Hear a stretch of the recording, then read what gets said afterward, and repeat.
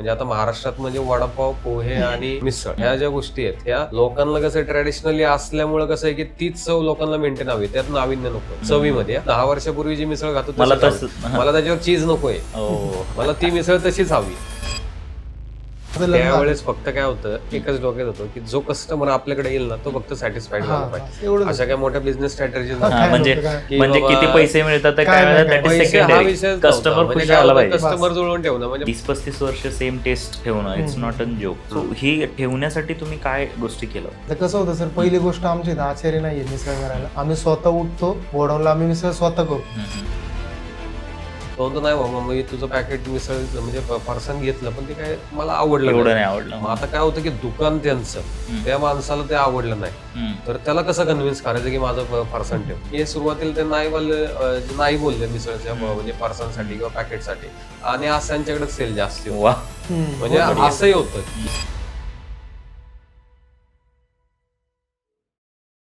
नमस्कार, पुन्हा एकदा आमच्या लीड्स टू सेलच्या पॉडकास्टमध्ये, या सिरीजमध्ये, जिथे आपण वेगवेगळ्या उद्योजकांना, वेगवेगळ्या इंडस्ट्रीमधल्या उद्योजकांना आपण बोलवतोय, त्यांच्याकडून त्यांच्या बिझनेसचा माइंडसेट, त्यांची बिझनेसची स्टोरी, त्यांनी आत्तापर्यंत बिझनेसमध्ये काय केलेलं आहे, याच्या पुढे ते काय करणार आहेत आणि यातून तुम्हाला काय मिळणार. तर ही सगळी स्टोरी, या सगळ्या व्हॅल्यूज, या सगळे डायरेक्शन तुम्ही ऐकून तुमच्या बिझनेसमध्ये नेक्स्ट लेवलला जाऊ शकताय. तुम्ही ट्रेनिंग, कोचिंग तर घेतच असाल किंवा तुम्ही शिकत असाल पुस्तकं वाचून वगैरे, पण रिअल लोकांकडनं त्यांच्या बिझनेसमधले खरे प्रॉब्लेम ऐकून ते त्यांनी कसे सॉल्व्ह केले आणि फ्युचरमध्ये त्यांनी ग्रोथ कशी निवडतात हे ऐकून घेतल्यानंतर तुम्हाला खूप इझी जाईल बिझनेसमध्ये ग्रो करण्यासाठी. सो हाच एक माइंडसेट आणि हीच एक सायकोलॉजी यूज करून आम्ही लीड टू सेलच्या या चॅनलवरती वेगवेगळ्या गेस्टना बोलवतोय. आज असंच आपण ज्या गेस्टना बोलवलं आहे त्यांचा बिझनेस गेली 35 वर्ष झालं ते या क्षेत्रात काम करतात आहे. आत्ता त्यांच्याकडून आपण त्यांची स्टोरी ऐकून घेऊयात, त्यांचं इंट्रोडक्शन प्लस त्यांची स्टोरी ऐकून घेऊयात. त्यांनी या 35 वर्षामध्ये त्यांचा बिझनेस आत्तापर्यंत कसा ग्रो केलेला आहे, कसा आणलेला आहे, त्यांची स्टोरी आपण त्यांच्याकडून ऐकून घेऊयात आणि त्या स्टोरीमध्ये तुम्हाला भरपूर प्रश्नांची उत्तरं मिळतील. सो नमस्कार हेमंत सर आणि रोहित सर, लीड्स टू सेलच्या पॉडकास्टमध्ये. सो तुमच्या स्टोरीपासून सुरुवात करूयात. 35 वर्ष झालेत आज तुम्हाला आणि इट्स नॉट अ जोक.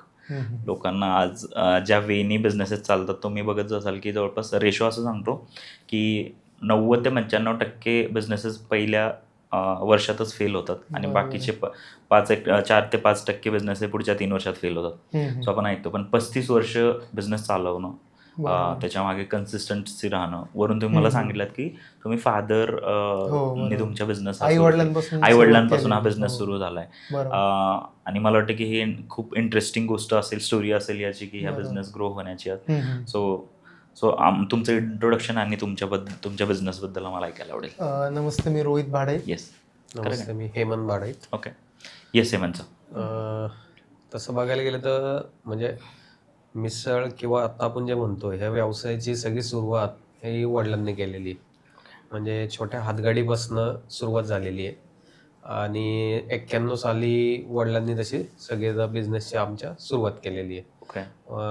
वडील असताना कसं की ते स्वतः एकटेच होते, त्यामुळे कसं की सकाळी साधारण 8:30ला तर सगळी ती हातगाडी असायची, ती चालू करायची आणि त्यावेळेस सगळं नाश्ता सुरुवात केली आपण पहिली हातगाडी. सुरुवातीला म्हणजे कसं होतं की तसं बघायला गेलं तर आता जे इन्कम टॅक्स ऑफिस आहे, लेन नंबर 14 आहे प्रभात रोडला, तर तिथं हातगाडीपासून सुरुवात झालेली आहे. मग तिथनं वडिलांनी सुरुवात केली. त्या सुरुवातीला कसं की तसं बघायला गेलं तर वडापाव, पोहे, मिसळ असे सगळे 2-3 मेनू होते. उपीट होती, इडली होती. पण त्यावेळेस कसं आलं की आता हे 4-5 मेनू जे होते ह्याच्यामध्ये लोकांची पसंती मिसळला जास्त असायची. त्यामुळे सगळे लॉन्च केले आणि मग कस्टमर सुरुवात केली तेव्हा कसं होतं. एक पॉइंट ऍड करेल मी, तर कसं होतं सुरुवातीला म्हणजे वडील जेव्हा गावावरनं इकडे आले, पहिले आम्ही राहिला शेवगावला होतो, तिकडनं वडील इकडे आले, तिकडे फायनान्शियल प्रॉब्लेम झाले त्यामुळे इकडे आले. सुरुवात म्हणजे काहीच नव्हतं आमच्याकडे, सुरुवात एकदम झिरोच होती. म्हणजे काय आपलं तयार करायचं आणि विकायचं एवढंच आमचं टार्गेट होतं. असं काय मोठा बिझनेस करायचा असं काय नव्हतं. पोटा पाण्यासाठी आम्ही धंदा करत होतो. वडिलांनी तशी सुरुवात करी. वडील कोंडव्यावरनं यायचे आणि इथं जे काही इन्कम टॅक्स सांगितले ते चालू करायचे. मग जसं जसं ग्राहकांचा रिस्पॉन्स मिळत गेला की मिसळ चांगली लागते, मग की मिसळ अपील होत गेली लोकांना. मग तसं आम्ही मिसळकडे लक्ष दिलं. म्हणजे वडिलांनी सुरुवातीला लक्ष दिलं, मग त्यानंतर मग वडिलांनी पण 2006 पर्यंत गेलं. 2006 मध्ये वडील एक्सपायर झाले. हो. तोपर्यंत मग मी 10वीला होतो, हा ग्रॅज्युएशन TYला होता. मग त्यानंतर मग आता आमचे शिक्षण चालू होते. ह्याचं लास्ट इयरला होता, मी 10वीलाच होतो. मग त्यानंतर कसं झालं, हा पहिला चालू केला यांनी सुरुवातीला.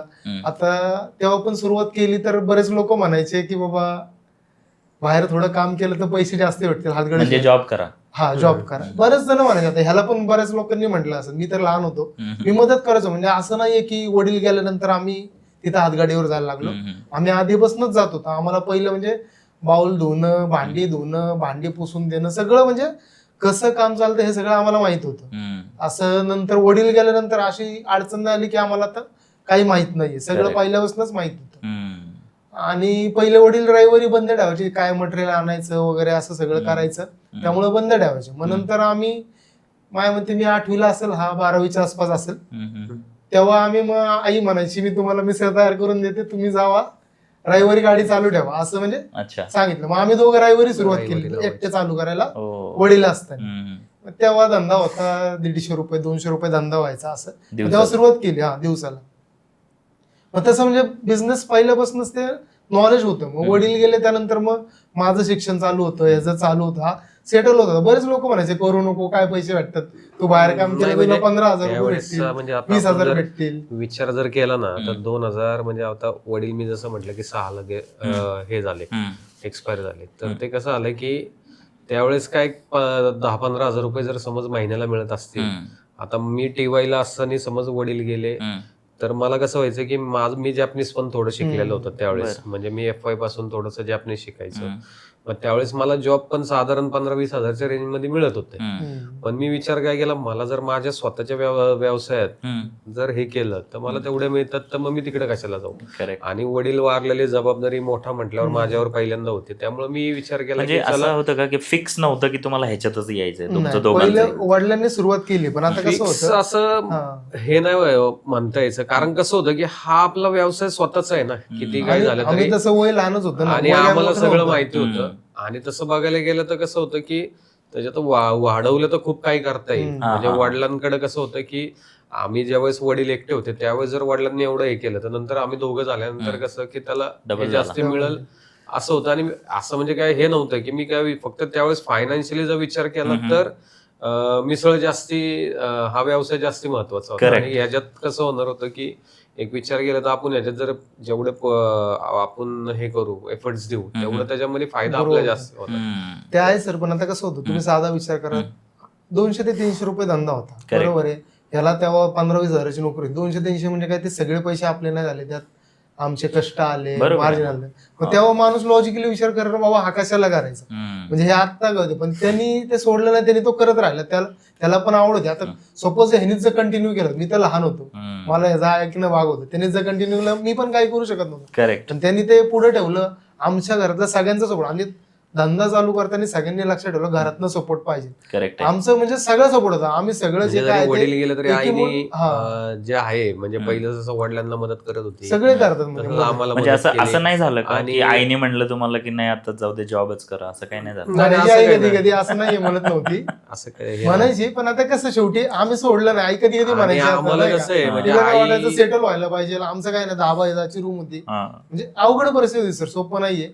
ती पण वडिलांनी घेतली होती. कर्वनगरला राहत होतो. वातावरण जर तुम्ही छोट्या इथे राहताल तर वातावरण कसं असतं, तिथनं ग्रो होणं सोपं नाहीये. त्यानंतर आम्हाला सुरुवात केली इथं. आजी जे मामा होते म्हणजे आईचे आई वडील, त्यांची मदत खूप झाली. जेव्हा पुण्यात फर्स्ट टाइम आले पप्पा, तेव्हा त्यांनी मदत केली. म्हणजे आजी आणि बाबांनी आम्हाला सांभाळलं, त्यांचं बऱ्यापैकी मदत केली त्यांनी आम्हाला. आणि त्यांचा आम्हाला खूप फायदा झाला. म्हणजे कायम सपोर्ट होता. आजी बाबा मामा यांनी सपोर्ट केला आम्हाला कायम. करेक्ट. असं होतं. येस. आणि कसं होतं, मग 2000ला आम्ही चालू केलं. मग 2015 पर्यंत म्हणजे चांगला ग्रो केला होता आम्ही बिझनेस तिथं. पण पहिलं सुरुवातीचं आमचं टार्गेट बिझनेस ग्रो करणं हे कमी होतं. धंद्यात आम्ही लक्ष द्यायचो, असं नाही की देत नव्हतो. पण आता माझं शिक्षण चालू होतं. पण आता तुम्ही रोडवर तुम्ही किती एक्सपान्शन करू शकता, ऑब्व्हियसली एक लिमिट आहे तिकडे. त्यानंतर मग माझं पण शिक्षण पूर्ण झालं. हा एकदम म्हणजे त्याचं लग्न झालं, माझं लग्न. त्यावेळेस फक्त काय होतं, एकच डोक्यात होतं की जो कस्टमर आपल्याकडे येईल ना तो फक्त सॅटिस्फाईड झाला पाहिजे. अशा काय मोठ्या बिझनेस स्ट्रॅटेजी म्हणजे किती पैसे मिळतात कस्टमर जुळवून ठेवणं. म्हणजे माझ्याकडे आपल्याकडे हा माणूस रोज येतो ना, आता एखाद्या दिवशी एखादा माणूस म्हटला की कुठंतरी त्याच्याबरोबर काहीतरी कुठल्या तरी गोष्टीवरनं काही हे झालं तर आपल्याला वाटायचं आहे हा माणूस आपल्याकडे रोज येतो, आज काहीतरी याच्यामुळे प्रॉब्लेम झाला त्यामुळे आज आपल्याकडे तो आला नाही. म्हणजे त्यावेळेस कसं फक्त कस्टमर जुळवणं हेच जास्त डोक्यात असायचं. अशा काय फक्त काय की टेस्ट आणि कस्टमर या दोनच गोष्टी हे करायचं. आणि सर पहिलं कसं होतं, लोक म्हणजे आता ते दहा म्हणजे आता जवळजवळ 2005-06च्या दरम्यानची, तेव्हा म्हणजे जास्ती लोकांचा जो प्रेफरन्स होता टेस्टला जास्ती होता. टेस्टला म्हणजे कसं आता असं म्हणू शकत टेस्टला नाही, पण आता लोकांची जे एक्सपेक्टेशन बदलतात ते टेस्ट पण पाहिजे, अँबियन्स पण पाहिजे, सगळं म्हणजे 100% पाहिजे करेक्ट असं झालेलं आहे. मग तेव्हा आम्ही सुरुवात केली. त्यानंतर मग 2016ला आम्ही शॉप मध्ये शिफ्ट झालो. तिथं पण स्टँडिंग होतं. तिकडेच घेतलंय आपण शॉप, त्याच जवळच location ला? 100 मीटर. 100 मीटर. आणि ते Rent ने घेतलं हातगाडी shop. जो बंद केली. हा, मग बंद केली 2016ला. ओके. 2016 नंतर मग हातगाडीवर चालू केलं. तिथं 50 लोकांचं स्टँडिंग होतं, कारण पहिला बिझनेस सेट होता. ते 400 स्क्वेअर फूट 500 स्क्वेअर फूटचं दुकान होतं पहिलं जे होतं. करेक्ट. मग त्यात तुम्ही सिटिंग केलं तर एवढं हँडल नसतं आली गर्दी. मग आम्ही स्टँडिंगच ठेवलं आणि स्टँडिंग मध्ये मग कंटिन्यू केलं. मग ते 2021-22च्या दरम्यान मग आम्ही त्याला एक्सपांड केलं. मग ते 2021 मध्येच केलं असेल कोविड नंतर. मग त्यानंतर मग आम्ही सिटिंग केलं. म्हणजे आता मग सेटिंग केलं, मग हळूहळू एक्सपांडच होत गेलं. त्यानंतर 2021-22ला आम्ही प्रोडक्ट क्षेत्रात गेलो, कारण आम्ही फ्रँचायझी मध्ये जास्त इंटरेस्ट होतो. मग प्रोडक्ट काढले. रेडी टू ईट मिसळ आहे आमचे, मिसळ फरसाणे, ते सगळे अमेझॉनवर लिस्ट आहे. हळूहळू आम्ही पुण्यात सप्लाय चालू केला. काय प्रोडक्ट लिस्टिंग, काय प्रोडक्ट आहेत आपल्या? भाड्यात रेडी टू ईट मिसळ आहे, मिसळ फरसाणे, मिक्स फरसाणे, मसाला शेव आहे, लाडू आहे, शेव आहे, असे 5-6 प्रोडक्ट आहेत. ओके. आणि ते तुम्ही मॅन्युफॅक्चरिंग सुरू केलं. ओके. आणि मग त्याला ऑनलाईन न्यायचा कसा निर्णय घेतला आणि कशामुळे घेतला? ऑनलाईन आता कसं होतं सर, पहिले ते उद्यमीचं आम्ही ओमकार सरांचं म्हणजे मी केलं होतं ऑनलाईन. त्यांच्याकडनं प्रेरणा भेटली. त्यांनी सांगितलं की बाबा असं करू शकता तुम्ही. मग त्यांच्याकडनं घेतलं मी. लगेच पहिलं काम त्यांच्याकडनं आलेलं गेलं असेल, अमेझॉनवर लिस्टिंगचा प्रयत्न चालू केला. करेक्ट. लिस्टिंग चालू, पण तेव्हा पण प्रश्न होता खूप, अमेझॉनवरनं फरसाण. आम्हाला एवढं काही नॉलेज नव्हतं सर तेव्हा, पण अमेझॉनवरनं फरसाण कोण मागवणार हा आम्हाला प्रश्न होता. पण आम्हाला ऑर्डर यायला लागल्या नंतर. म्हणजे वाटत होतं कोण घेणार फरसाण, एवढे पैसे कोण देणार असं वाटत होतं. पण ते हळूहळू आता चांगलं सेल एकदम सेट झालेलं आहे. म्हणजे ऑल ओव्हर इंडिया सप्लाय. त्यानंतर आपण बाहेर एक्सपोर्ट करतो. डीमार्टला रेडी टू ईट मिसळ आहे, दोरबजी आहे, आग्रज आहे, ग्राहक पेठ, पुण्यामध्ये आमचा सप्लाय आहे. वा. ओके. सो मला वाटतं की प्रोडक्ट बेस्ड बिझनेसमध्ये ना नेहमी सप्लाय चेन ना इम्पॉर्टंट आहे, की तुम्ही कुठे प्रोडक्ट ठेवताय, कितीला ठेवताय, आणि ते कसं तुमचं सप्लाय चेन हँडल होते त्याच्यावरती तुमचा प्रोडक्ट डिफाईन होतो. सो 2021 नंतर असे काय मोठे बदल झाले बिझनेसेस मध्ये आणि तुम्हाला असं वाटलं की हे आपली राईट डायरेक्शन असू शकते, आणि हे मुवमेंट काय होता तो? नाही, राईट डायरेक्शन असं नाही म्हणता येणार. आम्ही जे चाललो त्या पाथनेच चाललो होतो, पण बिझनेस एक्सपांड करायला लागतो. पहिली गोष्ट आम्ही फ्रँचायझी मध्ये बिलकुल इंटरेस्टेड नव्हतो. त्यामुळे त्याचं काय रिझन असेल? रिझन म्हणजे माहित नाही, आता प्रत्येकाचा थॉट वेगवेगळा असतो. पण आम्हाला नाही पटलं, त्यामुळे आम्ही ते पुढे नाही. दोन्हीकडनं विचार केला ना आपण, बिझनेस स्ट्रॅटेजी असा विचार केला ना, तर कसं होतं जनरली आता मोठ्या कंपनी ज्या असतात त्यांच्याकडे सेल्स पर्सन वेगळा असतो आणि माल देणारा वेगळा असतो. पहिला माणूस जाणार, तो त्यांची ऑर्डर काढणार, मग 2 दिवसांनी माल त्यांच्या इथे येणार. करेक्ट. आता आपला बिझनेस छोटा, एवढे तर एम्प्लॉई ठेवणं आपल्याला परवडत नाही. तर आम्ही काय विचार केला की आमचा माल आमच्या सोबतच असतो. तिथं जायचं, दुकानदाराला विचारायचं किती हवाय, लगेच त्याला द्यायचा. म्हणजे एकच व्हिजिट मध्ये पूर्ण येऊन जातं. म्हणजे असंही होतं, त्याच्यामध्ये 2 फायदे की दुकानदाराशी लगेच तिथल्या तिथं त्याचा निर्णय लगेच होतो. त्याला किती माल पाहिजे तो आपल्या टेम्पोत असतो, लगेच त्याला द्यायचा. म्हणजे इन्स्टंट होतं ना. आता ते कसं होतं की मोठ्या कंपन्यांमध्ये कसं होतं की तो ऑर्डर घेऊन जाणार, मग 2 दिवसांनी ती ऑर्डर त्याच्याकडे येणार. आपल्याकडे तसं नाहीये. आपल्याकडे कसं होतं की लगेचच्या लगेच तिथं माल दिला जातो. आणि दुकानदार पण आता कसं झालंय की एका लेवलला ज्यांचे सगळे व्यवसाय सेट आहेत त्यांनी सांगून ठेवलेले असतं, बाबा तू मला विचारू नको, हा पॅकेटचा एवढा स्टॉक आहे ना, तूच मेंटेन कर. कारण शेवटी कसं होतं, दुकानात पण भरपूर प्रॉडक्ट असतात. करेक्ट. प्रत्येक प्रॉडक्ट बद्दल त्या दुकानदाराला पण एवढं लक्ष देणं पण शक्य नसतं. तो म्हणतो मला माहिती आहे ना तुझं प्रॉडक्ट आहे, तर तू हे कंटिन्यू 10 पॅकेट ठेव, 5 विकले गेले ना 5 लावायचे, बिल द्यायचं, संपला विषय. म्हणजे असं लोकांचं हे असतं. आणि त्यामध्ये आमचा फायदा काय होता की एक तर मॅनपॉवरचा विचार केला तर कसं होतं की मॅनपॉवर वाचते, दुसरी गोष्ट टाइम वाचतो. आता ट्रान्सपोर्टला एक माणूस तिथं जाणार, पहिला ऑर्डर घेणार, परत दुसरी टेम्पो जाणार, मग तो माल टाकणार. त्यामुळे एकाच व्हिजिट मध्ये शक्यतो हे सगळं कसं होतं की दुकानाला माल जातो. मग आठवड्यातनं प्रत्येक दुकानात एक व्हिजिट होते की बाबा काय माल हवाय का, लगेच तो बरोबरच असतो, मग लगेच देऊन.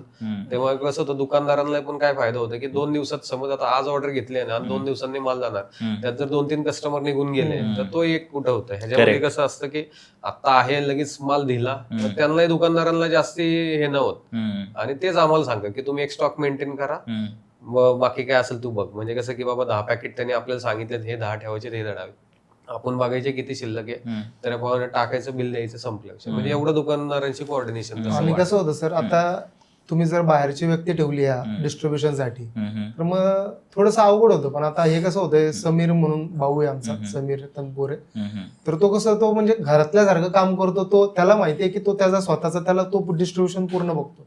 तो पण तेवढ्या काळजीने ऑर्डर काढतो. तुम्ही शॉपकीपर सपोज विकताय, तुम्ही म्हटले नाही ऑर्डर आज, तो लगेच माणूस जातो, चल नाही ऑर्डर, त्याला काय पडलेलं नसतं ना, धंदा नाही झाला काय, पण तो स्वतः आमचा माणूस तिथं असतो. त्यामुळे तो चेक करतो ना, सर नाही तुमचा स्टॉक कमी, ऑर्डर घ्या, लागणार, हे कन्व्हिन्स करतो.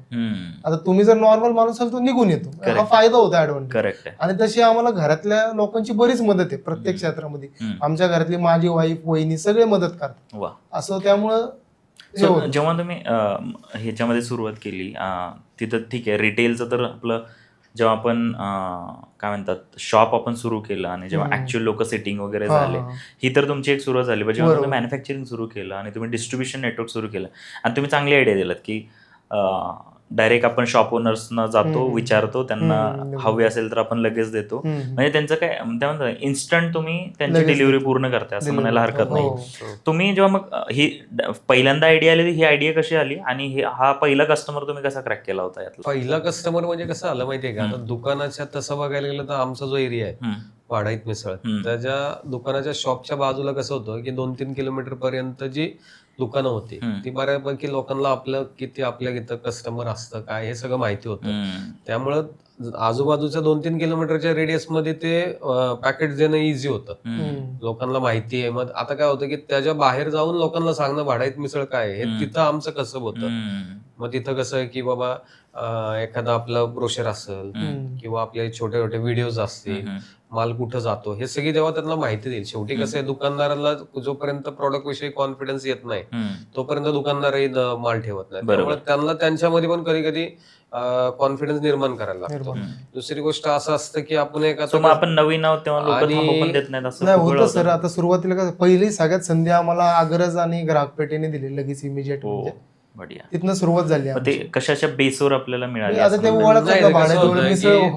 जवळ असल्यामुळे त्यांना माहिती होतं, म्हणजे त्यांनी बघितलं बघत असतील. त्यांचं एक काय होतं की बाबा नाही चला एक मराठी आहे आपलं स्वतःच्या जवळचे माणूस आहे, मग तो काहीतरी करतोय, म्हणून त्यांनी पण आम्हाला तशी लवकर संधी दिली. म्हणजे तसं बघायला गेलं तर काय होतं की लवकर संधी मिळत नाही, पण पण तिथले आपलं एक सगळं माहिती असल्यामुळे त्यांनी त्या बाबतीत आपल्याला लवकर संधी. करेक्ट.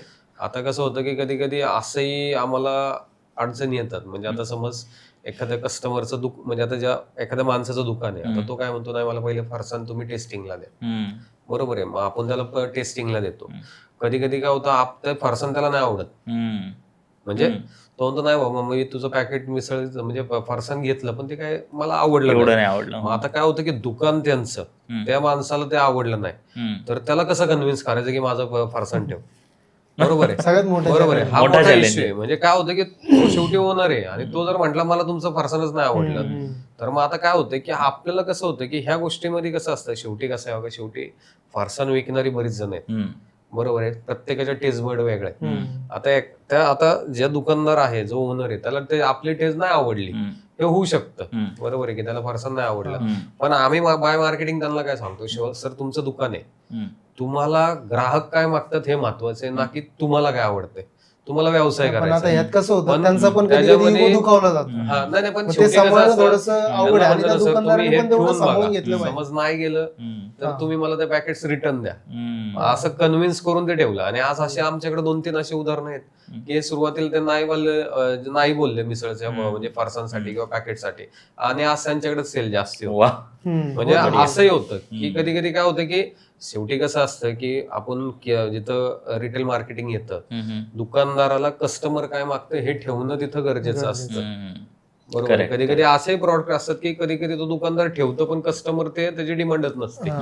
मग ते कधी कधी त्यांचे कसं असतं, हजारो प्रॉडक्ट असतात. बरोबर त्यामध्ये कसं होतं की कुठलं प्रॉडक्ट रनिंग आहे, हे रनिंग आहे, शेवटी तिथं ठेवल्याशिवाय त्याला कळत. करेक्ट. बघा असं ना, तुम्ही पण जेव्हा सुरुवात केली तुम्ही पण बरेच प्रोडक्ट आणले ना, हो, बरोबर बट ना. तुम्हाला हे लक्षात आलं की आपल्याला डिमांड मिसळ कशाची ठेवा. वाढतीये आणि त्या डिमांड वरून तुमचा प्रोडक्ट क्रिएट झाला आणि Create प्रोडक्ट झाला, आज बरोबर. सगळीकडे विकला जातो. बरोबर आहे. सो आणि ही भारी स्ट्रॅटेजी सांगितलं तुम्ही की कारण खूप वेळा असं होतं की मला पर्सनली काय आवडतं आणि कस्टमरला नाही, काय म्हणजे आवडतं. नाही, होतं सर, बऱ्यावेळी होतं. आमचं एक म्हणणं कसं आहे माहितीये का, शेवटी कसं आहे बघा, मिसळ बरेच आहेत हम्म. किंवा कुठलेही खाण्याचे पदार्थ किंवा त्याच्यामध्ये हे आहेत. आता कसं होतं हा बघा ना, की म्हणजे कोणाला- पोहे बनवणं इझी आहे का नाही, नाही, मिसळचं एवढं बनवण्यापेक्षा कसं मॅन्युफॅक्चरिंग होतं, करणं नाही, नाही, मोठं? म्हणजे मिसळच्या बाबतीत कसं होतं माहितीये का, खाण्याच्या बाबतीत दुमतं होऊ शकतात. एखाद्याला ही मिसळ आवडते, कोणाला ही मिसळ आवडते, कोणाला ही आवडते, असं होऊ शकतं ना. म्हणजे Correct. घरात असं असतं की दोन जणांना दोन मिसळ वेगळ्या आवडतात. मग एकदा ह्याच्या आवडीसाठी तिकडे जातात, एकदा ह्याच्या आवडीसाठी इकडे मिसळ खायला जातात. म्हणजे घरातल्या घरात पण होतं. म्हणजे की शेवटी कसं आहे की खाण्याच्या गोष्टीत कोणाला काय गोष्ट आवडेल हे कधीच सांगता येत नाही. Correct. त्यामुळे कसं आहे, आमचं एक असं मत असतं की जो आपल्याकडे नवीन ग्राहक येईल, समज 10 लोक नवीन आले, प्रत्येकाला आपली मिसळ आवडेल असं नाही होत. 7 जणांना आवडली, 3 जणांना नाही आवडली. आता कसं असतं, शेवटी कसं असतं, म्हणजे मार्केटमध्ये आपल्या टेस्टला जो अपील होईल असा वर्ग आपण खेचत राहायला लागतो. शेवटी काय आहे की 3 लोकांना नाही आवडली आपली मिसळ, तर ते काय होतं, शेवटी तो आपला कस्टमर जो आहे त्याला नाही आवडली म्हटलं त्याला आपण धरून बसणार, पण जो आपल्या टेस्टला अपील होतो त्याला आपल्याकडे खेचत जास्तीत राहायला जास्त लागतं. कस्टमर यायला पाहिजे या दृष्टीने प्रयत्न असतो. अजून एक पण म्हणजे कसं असतं, आता अजून एक मला याच टेस्टवरनं वाटलं आठवलं की 30-35 वर्ष सेम टेस्ट ठेवणं it's not an joke. So ही ठेवण्यासाठी तुम्ही काय गोष्टी केलं? आता कसं होतं सर, पहिली गोष्ट आमच्या इथं आचार्य नाहीये मिसळ करायला. आम्ही स्वतः उठतो, आम्ही राहिला कात्रजला आहे, मग कात्रजवरनं उठून इकडे गोडाऊनला येतो, गोडाऊनला आम्ही मिसळ स्वतः करतो आणि सगळं मोजून टाकलं जातं. मिसळ यांनी करू द्या किंवा मी करू द्या, कुणी करू तरी सेमच होणार. ओके. तुम्ही जर आचार्य ठेवला तर मग आचार्य तुमच्याकडे कधी 6 महिने SOP बनवलं, हा, सिस्टम yes, बनवलं. म्हणजे कसं R&D वगैरे हे सगळ्या गोष्टी झालेल्या आहेत. झालेलं. म्हणजे आता कसं होतं की मिसळ हाही बनवतो, मी बनवतो, किंवा आता समज माझी मिसेस बनवते, त्याची मिसेस बनवते, पण सगळ्यांना कसं झालंय की ते R&D करून ते प्रमाण फिक्स झालेले आहेत की बाबा नाही बाबा आपल्याला एवढं करायचं, ते एवढं त्याला प्रमाणात सगळे मसाले टाकायचे आहेत, हे फिक्स झालेले आहेत. त्यामुळे कसं होतं की आपण स्वतःच्या हातात त्या गोष्टी असल्यामुळे टेस्ट ती कंटिन्यू मेंटेन राहते. म्हणजे कसं होतं, तुमच्याकडे जर आचार्य असेल तर मग तो कधी गेला तर मग प्रॉब्लेम होतो, पण तसं आमच्या इथे काय नाही. आम्ही हेल्पर लोक ठेवतो, हेल्पर लोक ठेवत नाही असं नाही. बरोबर. हेल्पर मदतीला असतं, पण आमचं स्वतःचं लक्ष असतं, आम्ही स्वतः करतो. त्यामुळे ते टेस्टच्या बाबतीत आम्हाला तरी काही त्रास नाही, कारण आचार्य लोकांचा त्रास खूप अवघड आहे. हा ना. सोपं म्हणजे अजूनही म्हणजे कसं की आता आपली सेकंड म्हणजे म्हणतो ना की एक ब्रँच भुकुमला आहे, तर मटेरियल सकाळी 7:30 वाजता सेंट्रल किचनला इथं तयार Ready होतं होतं, मग आणि तिकडे मग तिकडे जातं. म्हणजे आपल्या त्यामुळे शॉपमध्ये पण तिथं आता कसं आहे की मिसळ तयार होत आम्हाला नाही. कस्टमरच्या फक्त गरम टेस्ट करून बाबतीत सर्विंग होतं. टेस्ट बाबतीत कधीच काही प्रॉब्लेम येत नाही नाही. की बाबा इथं मिसळ जी भेटती, तुम्ही भुकुमच्या जरी ब्रँचला तिकडे गेले तरी तीच मिसळ तिथं मिळणार, तीच चव मिळणार. फक्त काय होतं की बाबा मग आम्हाला तिथं फक्त लक्ष काय द्यायला लागतं सर्व्हिसच्या बाबतीत, बाबा सर्व्हिस नीट सो जाते मग का. आपण एवढे जसं आपण म्हणतो की बरेच मिसळ आहेत, सो मग तुम्ही जेव्हा सुरुवात केली किंवा तुम्ही जेव्हा बघितलं की आपण मग तुम्हाला डिफरन्शिएटर काही दिसलं का की आपण काय वेगळं करतोय त्याच्यामध्ये? कारण खूप वेळा लोकांना हा प्रश्न पडलेला असतो की सगळे करतात आपण पण तेच करायचं, तर मग डिफरन्स काय? आम्ही असं काय विचार केला तर तुम्ही? नाही, वेगळं काय करत नाही. ते आता सोबत कस्टमर येत असतो, आता जर त्या ठिकाणी आपण असेल तर आपल्याला कसं वाटेल ह्या दृष्टीने विचार करतो. जास्त दुसऱ्याकडे बघत नाही, आमच्याकडे जे आम्ही आमचे प्रॉब्लेम सॉल्व्ह करतो, दुसऱ्याकडे नाही बघा. आपल्याला जे चांगलं आहे ते ऍक्सेप्ट केलं पाहिजे, ते शिकलं पाहिजे. करेक्ट. आता आपण कधी एखाद्या हॉटेलला गेलो, मला ती गोष्ट आवडली, ती आपल्या इथं आणता येते, हे प्रयत्न करतो आम्ही, असं नाही असं नाही, पण आल्याला कस्टमर सॅटिस्फाईड झाला पाहिजे हे महत्वाचं आहे. म्हणजे त्याला काय प्रॉब्लेम येऊ शकतो, आपण जर त्या कस्टमरच्या जागी असेल तर आपल्याला कसं वाटेल ह्या दृष्टीने पण विचार करतो. त्यामुळे ते सॅटिस्फाय करायचा आमचा 100% प्रयत्न असतो. पण कसं होतं, कधीतरी काहीतरी होतं. म्हणजे तुमचा मुळात मला सगळे तुमचा फोकस काय होता, म्हणजे आधीपासून काय आहे की कस्टमर आला, त्यांनी आपल्या इथं आल्यानंतर काय फील केलं, त्याला चव आवडली की नाही आणि तो परत आला का नाही, हे म्हणजे तुमचं बिझनेस डिफरन्शिएटर असं म्हणता येईल. करेक्ट ना? सो कारण हे म्हणजे कसं आहे, व्यवसाय ते ना, म्हणजे आता कसं होतं की आता आपण फेसबुक, इन्स्टा ह्याच्यावर बरेचशा रील्स बघतो हॉटेल्सच्या वगैरे, तर कस्टमर कसं झालंय माहितीये का, आता लोकांनाही नाविन्य लागतं, बरोबर आहे. तर लोक मुळे जात पण असतात, पण तो जेव्हा कस्टमर एखाद्या ठिकाणी गेला तो रिपीट होतो, तेव्हाच तो कस्टमर तुमचा ठरला Business जातो. होतो. एकदा आला म्हणजे कस्टमर उपयोग होत नाही नाही. त्याला काहीच. म्हणजे त्याला जेव्हा First time ते- आणणं त्याला easy आहे. टोटल म्हणजे कसं होतं की आपण कस्टमरला जाहिरातीच्या जोरावर एकदा आणू शकतो, बरोबर. सेकंडली आणू शकत नाही. टिकला तर मग पाहिजे. त्याच्यासाठी कसं आहे की आपल्याला शेवटी Service बेसिकलाच and यायला product. लागतं. सर्व्हिस आणि टेस्ट या 2 गोष्टींवरच यायला लागतं. करेक्ट. तिथं त्या 2 गोष्टी तुमच्या स्ट्रॉंग असतील तर ते म्हणजे कसं होतं की तुम्ही कस्टमरला रिपिटेटिव्ह आणू शकता. बरोबर.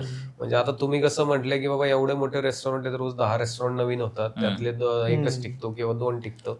त्याच्या मागचं कारणच ते की बाबा आता कधी कधी काय होतं की बेसिक्सच क्लिअर नसतं, की म्हणजे काय होतं की लोक माझा पुढचा प्रश्न हाच होता. ह्याच्यासोबत ना तुम्ही बेसिक्स पण सांगा बिझनेसचे, की बाबा ह्या गोष्टी घेऊन जर तुम्ही बघितलं बेसिक्स तर म्हटलं ना, आता कसं आहे की आम्हाला कसं होतंय की समज आता हा बिझनेस वडिलांकडनं आलेला आहे, बरोबर आहे. आता कसं आहे की मिसळ हा मेनू तसा बघायला गेलं तर ट्रॅडिशनल मेनू आहे.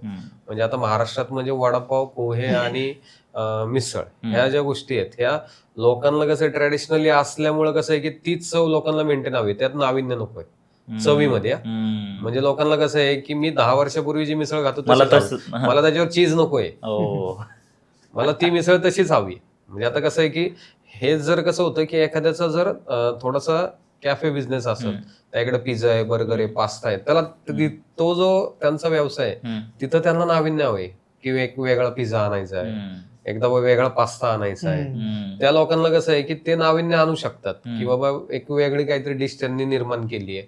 आपल्याला कसं आहे की हाय तेच व्यवस्थित ठेवणं खूप महत्वाचं आहे. हे 2 बिझनेस मधले वेगळे आहेत. हे हॉटेल इंडस्ट्री एकच आहे, पण ट्रॅडिशनल मेनू आणि नवीन ह्याच्यामध्ये फरक आहे. म्हणजे कसं होतं की आता तुम्ही कुठल्या गोष्टी चूज करताय त्याच्यावर डिपेंड होणार आहे की तुम्ही पुढे कसं जाणार. बरोबर. म्हणजे तुम्ही जर Strategy कॅफे बदलतात. तुम्ही जर नवीन गोष्टी जर चूज केला तर तुम्हाला नवीन पद्धतीने बदल बरोबर. आणायला लागतो. तुम्ही आता मोठ्या तुम्ही जर मोठ्या ट्रॅडिशनल जर प्रोडक्ट प्लॅन केला असेल तर तुम्हाला चव टिकवणं इम्पॉर्टंट नाही, आता आपण जसं हे करतो ना, म्हणजे आता आपण समज मोठे मोठे ब्रँड्स म्हणजे मॅकडॉनल्ड झालं किंवा आता KFC झालं किंवा पिझ्झाचे काही ब्रँड्स असतील, आपण जर त्याला वर्षभराने जर गेलो ना तर मेनू कार्डच चेंज असतं.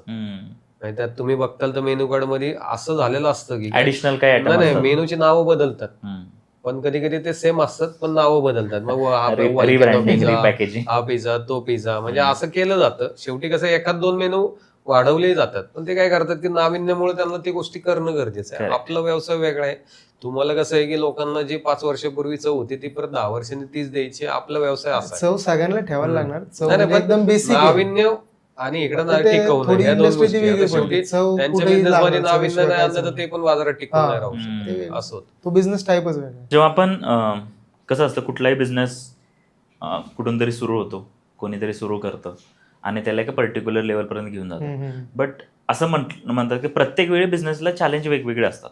सो आणि प्रत्येकाला मी म्हणत नाही वेगळे चॅलेंज असतील, बट फंक्शन तेच आहे, चॅलेंजेस वेगवेगळे असू शकतात. म्हणजे तुमचं मिसळचं आहे तर त्याला वेगळे चॅलेंज आहे, एखादा कॅफे आहे तर त्याला वेगळं चॅलेंज आहे, एखाद्याचं सर्व्हिस आहे तर त्याला वेगळा चॅलेंज आहे.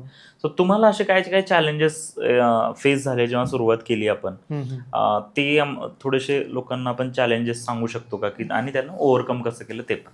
आता चॅलेंजेस म्हणजे कसं म्हणता येईल, पहिली गोष्ट आम्ही दोघं शिकलेले. आता ह्याचं पण ग्रॅज्युएशन झालंय, जॅपनीजची पूर्ण कोर्स कम्प्लीट केलाय.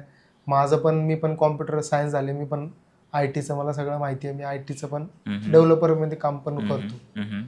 पण आता कसं होतं, तुम्ही शिकल्यानंतर आम्ही राहायला कर्वेनगरला होतो. कर्वेनगरवरनं नॉनस्टॉप पर्यंत हातगाडी ढकलत आणायची, बिझनेस करायचा. पहिली गोष्ट लोक हातगाडी ढकलायची म्हटलं की माहित नाही किती लोक तयार होतील हातगाडी शिकलेला व्यक्ती आहे. करेक्ट. तर तो एक इम्पॉर्टंट पॉईंट होता. रोज हातगाडी ढकला आणि तुम्ही एक दिवस काम करू शकता, तुम्हाला रोज हे काम करायचं.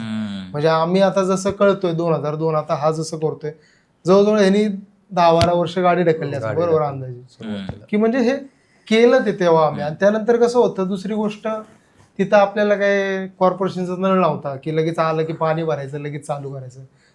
आज ह्या बंगल्यामध्ये पाणी भरायचं, उद्या त्या बंगल्यामध्ये भरायचं. म्हणजे रोज तुम्ही एक साधा एक कन्सिडर करा की तुम्ही तिथं राहताय, मी तुम्हाला रोज त्रास देणार, मला पाणी दे मला पाणी दे. मग तुम्ही पण कधीतरी कंटाळता. हे रोजच जेव्हा एखाद्या गोष्टीचा रोज त्रास, मग आज हा नाराज झाला तर उद्या त्याच्याकडे जायचं, मला पाणी दे. मग आम्ही त्या पाण्याने बादल्या भरून पाणी भरायचं, प्यायला पाणी लागायचं, मग बादल्यांनी पाणी आणायचं ठेवायचं. करेक्ट. म्हणजे ते सगळ्या गोष्टी होत्या. त्यानंतर हातगाडीवर सगळं हातगाडी ढकलत आणायची, जाताना ते घेऊन जायची. त्यानंतर जाताना मग कांद्याची पोती असं सगळे त्यावर असायचे. म्हणजे लोड जास्त आहे, मग 3-3.5 किलोमीटर जायचं, 3 किलोमीटर घेऊन यायचं, हे पण व्हायचं. त्यानंतर पावसाळ्यात तर अवघड व्हायचं, आलं की पहिली ताडपत्री लावायची, मग त्या ताडपत्री खाली बिझनेस करायचा, पाणी खाली पायाखालनं चाललंय, वरनं पाणी टपटप कुठनं तरी येणारच, कस्टमरची गैरसोय होती, कस्टमरच कमी येणार, जर थांबायलाच नसेल तर ते होतं. मग थोडं काय जे काय कस्टमर त्यात ऍडजस्ट करायचं. त्यानंतर कॉर्पोरेशनचा त्रास असायचा, पीएमसीचं अतिक्रमण व्हायचं, मग ते पण कधी कधी आम्हाला झेलायला लागायचं. त्यानंतर कधी कधी कुठल्या सोसायटी मधला माणूस यायचा, तुमच्यामध्ये व्हायचं तसं आम्हाला ऍक्सेप्टेड आहे, म्हणजे आम्ही त्रास दिलाय असं म्हणू शकत नाही की नाही दिला, पण त्यांनी पण आम्हाला सांभाळून घेतलं एवढ्या वर्ष. करेक्ट. ते पण आहे. पण कसं आता शेवटी तुम्हाला रोज रोज त्रास झाला की त्रास म्हणजे काय, कधी कधी ट्रॅफिकला त्रास, आम्ही पण काळजी घ्यायचो की म्हणजे आमचं आत्ता पण तेच की आमच्यामुळे कोणाला त्रास नाही आला पाहिजे. तेव्हा आमच्याकडे काय नव्हतं, रोडवर धंदा करण्याशिवाय पर्यायच नव्हता. करेक्ट. सुरुवातीला चॅलेंजेस होतं, असं मग तिथनं हळूहळू शिकत गेलो. करेक्ट. सो आता एखाद्याला, म्हणजे मी म्हणाल की याच्यावरून पण कळेल, बट एखाद्याला बिझनेस सुरूच करायचा आहे याच्यामध्ये, रिटेलमध्ये म्हणूयात आपण, भले ते मिसळ असू देत किंवा कॅफे असू देत किंवा आपल्या क्षेत्रामध्ये जर फूडच्या क्षेत्रामध्ये, तर तुम्ही त्याला काय सांगाल, किंवा त्याने, त्या व्यक्तीने जो कोणी चालू करेल हे, तर त्याने काय लक्षात घेतलं पाहिजे बिझनेसमध्ये येण्याच्या आधी, आणि बिझनेस चालू केलेलं पहिल्या 2-3 वर्ष त्यांनी काय केलं पाहिजे? आता पहिलं कसं आहे सर्वांनी, पहिली गोष्ट सगळ्यात पहिले स्टडी केली पाहिजे. इंडस्ट्री स्टडी म्हणजे सगळी इंडस्ट्री माहिती पाहिजे. आणि कसं होतं सर, सुरुवातीला त्यांनी जर कुठं त्या इंडस्ट्रीमध्ये काम केलं असेल तर तो एक्सपिरियन्स मॅटर करतो. पण आता तुम्ही जर काम न करता केलं तर मग थोडंसं म्हणजे डिफिकल्ट होऊ शकतं. ह्या जगामध्ये नाही असं काहीच अशक्य नाही, कुणी काही करू शकतं, त्यांनी ठरवलं पाहिजे. बरोबर. पहिली ही गोष्ट आहे. असं नाही की त्यांनी पहिल्यांदा स्टार्ट केला म्हणजे करू शकत, म्हणजे करू शकतो, ज्या गोष्टी एक्सपिरियन्स असेल की थोडा फरक पडतो. आणि दुसरी गोष्ट स्टडी पाहिजे तुमचा. कोणताही बिझनेस करताना तुम्ही पहिले खड्ड्यात पडणार मग शिकणार. पहिलंच चेक करा खड्डा किती खोल आहे, काय हे की, म्हणजे त्यांनी पडायला प्रॉब्लेम, त्यात तुमचा वेळ जातो. तुम्ही त्या खड्ड्यात पडायच्या आधीच तुम्ही चेक करा किंवा पडणार आहे. आता रिस्क घेतल्याशिवाय काय होत नाही. पहिली स्टडी पाहिजे, त्यानंतर तुम्ही डेअरिंग केली पाहिजे, त्यानंतर कन्सिस्टन्सी पाहिजे, चिकाटी पाहिजे, तुम्ही ते सातत्य ठेवलं पाहिजे. आता तुम्ही मागाशी मुद्दा घेतला की रेस्टॉरंट बंद पडतं. आता तुम्ही रेस्टॉरंट कधी बंद नसतं, सगळे दिवस चालू असतं, माणूस कंटाळून जातो, रोज तेच काम करायचं. पहिली गोष्ट तुमचं पॅशन पाहिजे की बाबा मला, म्हणजे आम्हाला तर दोघांना आवड आहे, आम्हाला असं कधी होत नाही आम्हाला दुकानात जायचं कंटाळ कधीच होत नाही. एक वेळ मी तरी कधीतरी का आराम करतो, पण ह्याला घरी त्याला झोप म्हटलं तरी झोपत नाही, तो येतच लगेच उठून. झोपलं तर म्हणतो माझी पाठ दुखते, असं काहीतरी होत. पॅशनेट पाहिजे. आपण कुठलीही गोष्ट करतो तर त्याला कसं आहे की थोडंसं आपलं कारण असं रोज मजा येईल असं नाही ना, नाही कन्सिस्टन्सी आहे. म्हणजे ते कुठलंही असं, आपण कसं म्हणतो की हे असेल बॉडी बिल्डिंग क्षेत्र असेल, तो माणूस कुठेतरी 1-5-6 वर्ष चांगला व्यायाम करतो तेव्हा ते गोष्टी कुठेतरी होतात. म्हणजे हे सेम तसंच आहे की तुम्हाला जरी प्रॉडक्ट तुमचं आहे ना, तरी ते चांगलं देणं रोज आहेच आहे. कन्सिस्टन्सली तेवढं केलं पाहिजे. आणि म्हणजे आम्ही जसं सांगितलं ना की आता आमचं बुकुमचं दुकान आहे, बरोबर आहे, 1.5 वर्ष जवळजवळ ते आमचं कट टू कटच चाललं होतं. तिथनं प्रॉफिट नावाचा प्रकारच नव्हता. मग 1.5 वर्ष आम्ही तसंच चालू ठेवलं. पण आम्हाला काय कळत होतं, मी तिथं जरी समज आता जे स्टाफ असेल हे प्रत्येकाला एकच गोष्ट सांगत होतं, तुम्ही एकच लक्षात ठेवा, आउटलेट प्रॉफिट मध्ये एका लॉस मध्ये आता हा विचार नका करू. फक्त तुम्ही विचार काय करा की बाबा ही पायरी दुकानाची चढली ना, तो कस्टमर बाहेर जाताना सॅटिस्फाईड होतं का एवढंच बघा. त्यानंतर मग आपण ह्या गोष्टी, प्रॉफिटच्या गोष्टी ह्या नंतर बघू. कारण कसं आहे की, आणि आज तसंच झालंय, आज ते दुकान 6 वर्ष आले व्यवस्थित रनिंग मध्ये. पण ते 1.5 वर्ष आम्ही थोडंसं काढलं की बाबा ठीक आहे आम्हाला खूप काही मिळत नाहीये, कधी कधी लॉसही झाला एखाद्या महिन्यात, तर ते आम्ही सहन केला. म्हणून मग ते आज दुकान 6 वर्ष व्यवस्थित चाललंय. आणि आज त्या साईडचं म्हणजे बघितलं तर थोडंसं कसं आहे की भुकुम हा भाग थोडासा आउटस्कट पडतो, पण आता तो खूप डेव्हलप व्हायला लागलाय. त्याच्यानंतर रोड्स मोठे झाले, त्या भागात पण डेव्हलपमेंट वाढली. मग त्या गोष्टीचा आता आम्हाला फायदा होतो. मग ते कसं होतं, आपण म्हणतो ना की आता रेस्टॉरंट चालू झालंय तर ते 1-2 वर्ष आता कसं असतं की आपल्याला थोडंसं म्हणजे विचारच करायला लागतो की ते हळूहळू लगेच ना. आणि बरेचसे रेस्टॉरंट असे आहेत ना, तुम्हाला सुरुवातीच्या 1-5-6 महिन्याच्या काळामध्ये त्या रेस्टॉरंटला गर्दी दिसते, नंतर ते रेस्टॉरंटला गर्दी कमी व्हायला लागते. ह्याच्या मागचं कारणच असं आहे की आता जो ट्रेंड चाललाय ना की युट्यूब असेल, Social इंस्टावर media. असेल, हम्म. सोशल मीडियावर लोक बघतात. हम्म. शेवटी त्या कस्टमर कसं असतं की नवीन मी म्हटलं तसं नाविन्य पाहिजे, मग जातात. हम्म. मग सुरुवातीला त्या रेस्टॉरंटला गर्दी दिसते आणि नंतर मग ती 5-6 महिन्यानंतर कमी दिसते. त्याच्या मागचं कारण असते की त्यांच्याकडे रिपिटेशन होत नाही. मग पहिलं त्या बिझनेसला चांगलं वाटतं, नाही आपल्याला बाहेरून गर्दी दिसते, नवीन रेस्टॉरंट चालू झाले, अरे खूप गर्दी आहे, चांगलं चालते, चांगलं जातं. असं नाही. जेव्हा तुम्ही 1.5 वर्ष 2 वर्ष तुम्ही त्या व्यवसायात घालवता आणि मग तुम्हाला तो मेंटेन झाला फ्लो, की मग समजायचं नाही बाबा हे अच्छा ठीक आहे. Correct. म्हणजे हा 1.5 वर्ष सुरुवात झाली तेव्हाही गर्दी होती ना आत्ताही गर्दी आहे. Correct correct. कारण कसं होतं, बरेचसे रेस्टॉरंटला तुम्ही बघताल तर नवीन खूप गर्दी असते आणि नंतर मग ते कमी होतं. बरोबर. असं म्हणजे मग तुम्हाला कसं आहे की तिथंच म्हणजे शेवटी आणि आणि विषय असा होतो की तुम्हाला ना काही काही मोठे नुकसान होतात किंवा छोटे मोठे नुकसान होतात, त्यात लोक घाबरतात आणि ते सुरुवातीचा काळ तो असतो. म्हणजे नेहमी आता पण होत असतील विषय, येतात तसे समोर.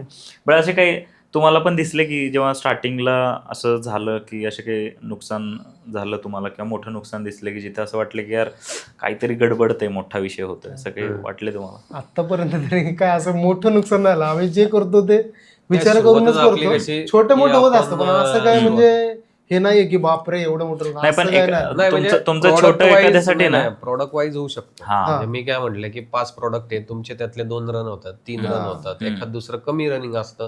तो पण विषय शेवटी वेगळा कसं आहे. आहे की नुकसान म्हणजे असं नुकसान म्हणजे चुकलं तोही असं काय प्रकारचं नाही. शेवटी किरकोळ तर चालू असतं. निर्णय कसा असतो, शेवटी चुकत असतात. हा. तुम्हाला ते त्यात बरोबर सुधारावे कसे लागतात. करता येईल. एखादी आपली स्ट्रॅटेजी चुकते बिझनेस, बरोबर, असं बरोबर. नाही होत की ते आता सगळे स्ट्रॅटेजीवरूनच सांगतो. आता कसं होतं, आमच्याकडे पूर्ण सेल्फ सर्व्हिस आहे, बरोबर आहे. कस्टमरने कुपन घ्यायचं, मिसळ घ्यायची, बसायचं, परत काय लागलं तर सुरुवातीला कसं होतं, कस्टमरला परत काय लागलं तरी ते घ्यायला काउंटरला यायला लावायचं. तर मग आम्ही नंतर बरंच ऑब्झर्व केलं की कस्टमर त्यामुळे थोडासा नाराज होतो. जे आमचे सुरुवातीचे कस्टमर ते नाराज नव्हते, कारण त्यांना माहितीच प्रोसेस आहे. पण जेव्हा प्रोसेस किंवा त्यांना नोंद होतं, स्वतः काय विचार करायचा, हातगडीवर खाण्यापेक्षा हे बरं आहे. पण जर नवीन कस्टमर, आता तुम्ही जर आले, यार कुपन पण आपणच घ्यायचं, पाव लागल्यावर आपणच उठायचं, रस्ता लागला आपणच उठायचं. मग तिथनं आम्ही काय शिकलो की बाबा ह्याच्यामुळे थोडा आमचं म्हणजे जास्ती फीडबॅक यायला लागला केला पाहिजे. की त्याच्यामुळे मग कस्टमर नाराज व्हायचा. आता सपोज जे कस्टमर असतात तेच सारखे तुम्हाला येतात, तेच बोलतात. मग आम्ही त्याच्यावर काम काय केलं, सुरुवातीला सेल्फ सर्व्हिस कंटिन्यू आहे आमच्याकडे आता पण नंतर काय लागलं, आता पाव लागला, रस्सा लागला, मग आम्ही त्याला वेगळी माणसं ठेवली. मग हे तसं म्हणजे शिकावं लागतं तुम्हाला त्यात.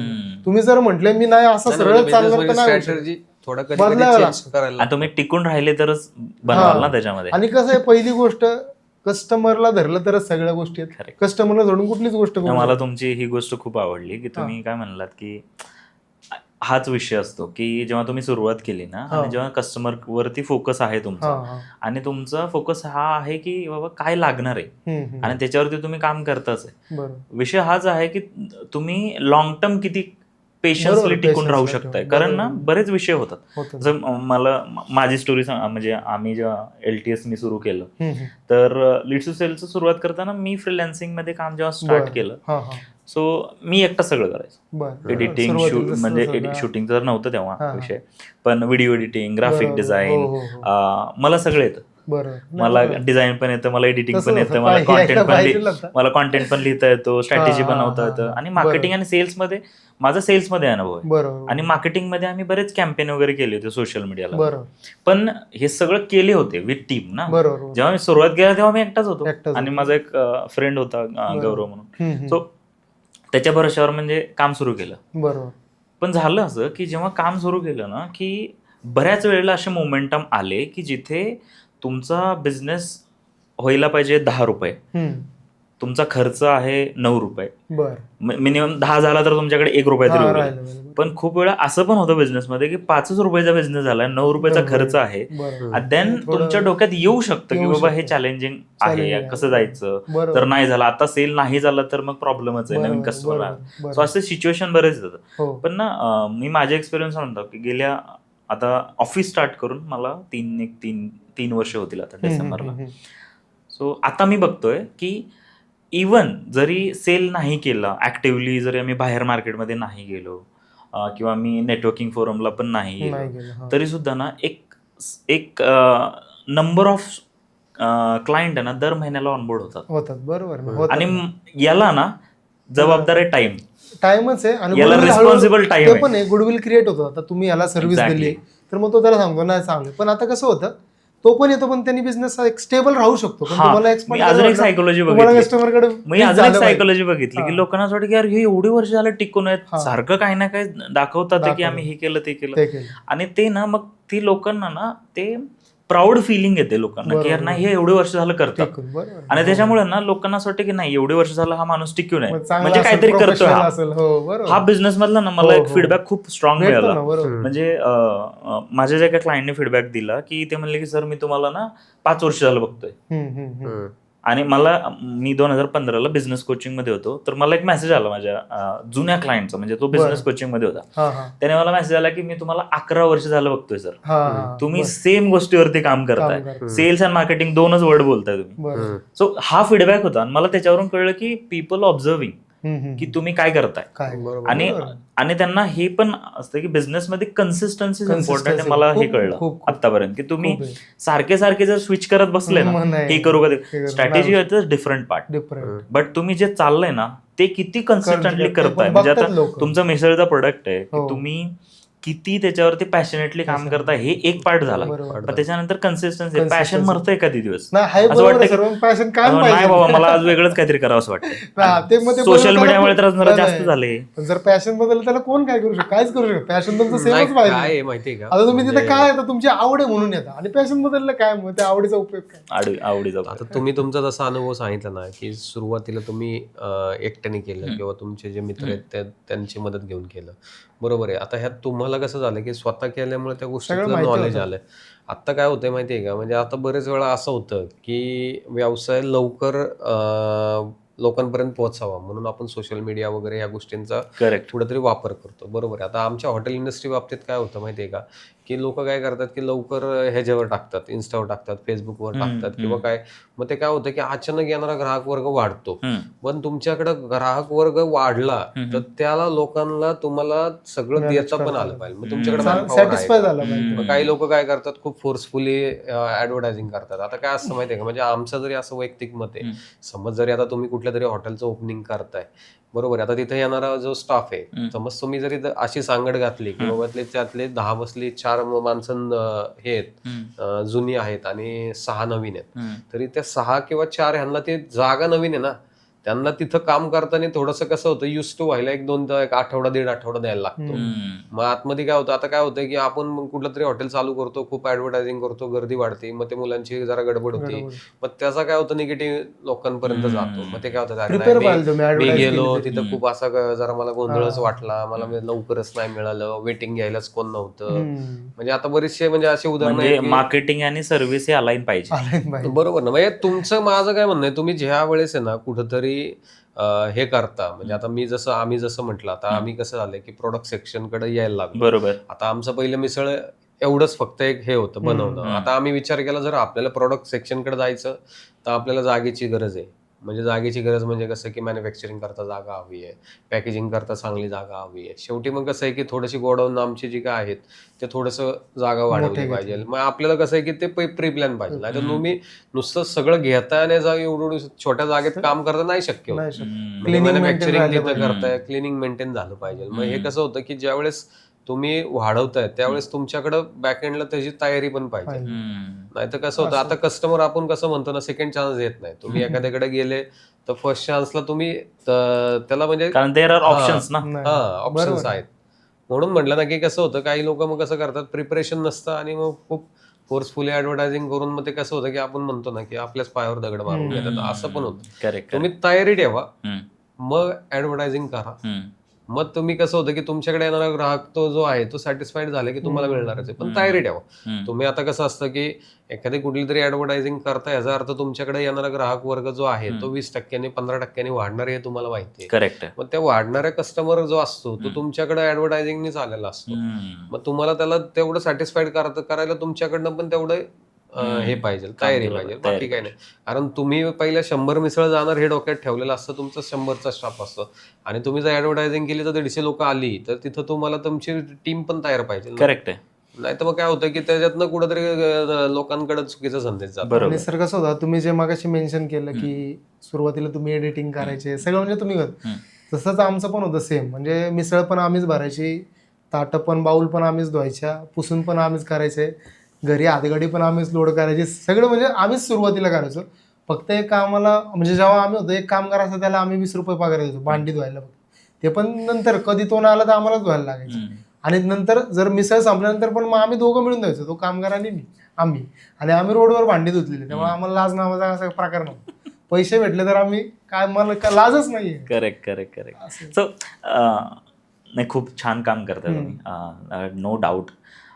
बिझनेसचं प्रत्येक वेळी ना गोष्टी नवीन गोल चेंज होतात आणि असायला पाहिजे, कारण बिझनेस त्यामुळे जिवंत राहतो. बरोबर की तुम्ही सेम गोष्टी तर ती चालूच आहे, but somehow you have to step आहे. चेक करायला सो आता जर मी तुम्हाला विचारलं की नेक्स्ट तुम्ही 5-10 वर्षामध्ये वगैरे तुम्ही काय बघताय, तुमचा बिझनेस कुठल्या लेवलला घेऊन जायचा विचार करता आणि कुठल्या सेगमेंटकडे तुम्ही जास्त वळणार आहात, की तुम्ही तर म्हणलात मला की फ्रँचायझीमध्ये तर अजून आम्ही काही विचार नाही करत. सो मग काय विजन असणार आहे पुढचं 5-10 वर्ष? विजन म्हणजे कसं आहे सर, पहिलं तर आमचं प्रोडक्टचं एक्सपान्शन चालू आहे. आता आम्ही एक्सपोर्टला 4-5 कंट्री ज्या केल्या होत्या त्या स्टेबल झाल्यात आता. ओके. बऱ्यापैकी सप्लाय व्यवस्थित चालू आहे. कुठल्या कंट्रीमध्ये आपले प्रोडक्ट आता चालले? USA मध्ये जातो, ऑस्ट्रेलियामध्ये जातो, दुबई, जर्मनी ओके. आणि UK मध्ये जात होतं. असं UK मधलं आता आम्ही डिस्ट्रीब्युटर बघतोय नवीन.